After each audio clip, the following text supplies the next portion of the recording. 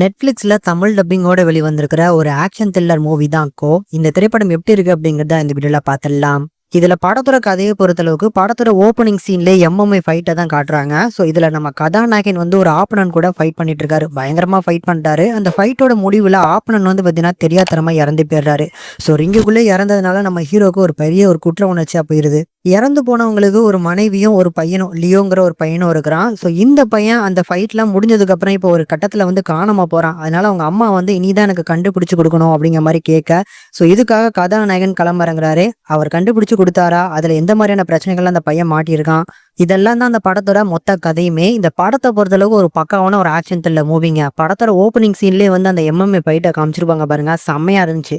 முக்கியமா அந்த படத்துல இருக்கக்கூடிய ஒவ்வொரு ஆக்ஷன் கொரியோகிராஃபிக்கும் சூப்பரா பண்ணிருக்காங்க. அந்த ஆக்ஷன் கொரியோகிராஃபில இவங்க கேமரா யூஸ் பண்ணிருக்காங்க பாருங்க, அது சூப்பரா இருந்துச்சு. ஸ்டோரியை பொறுத்தளவுக்கு ஒரு சிம்பிளான ஸ்டோரி தான். 1.5 hour தான் படத்தோட டூரேஷனே வருது. பெருசா போரிங் ஆகல. ஆனா படத்தோட ஸ்டார்டிங்ல ஒரு 10 நிமிஷம், கடைசி ஒரு 20 நிமிஷம் உங்களுக்கு சொல்லலாம். இதுக்குள்ள மட்டும் தான் பார்த்தீங்கன்னா என்கேஜ்மெண்ட் இருக்கு. நடுவில் இருக்கக்கூடிய போர்ஷன்ல பெருசா இல்ல. அந்த நடுவில் பார்த்தீங்கன்னா ஒரு கிளப் ஃபைட் வரும், அந்த போர்ஷன் நல்லா இருந்துச்சு. ஸோ கண்டிப்பா ட்ரை பண்ணி பார்க்கக்கூடிய ஒரு ஒன் டைம் வாட்சபிள் மூவி, நல்ல ஒரு ஆக்ஷன் த்ரில்லர் மூவிங்க. கண்டிப்பா ட்ரை பண்ணி பாருங்க. தமிழ் டப்பிங் அருமையா பண்ணிருக்காங்க.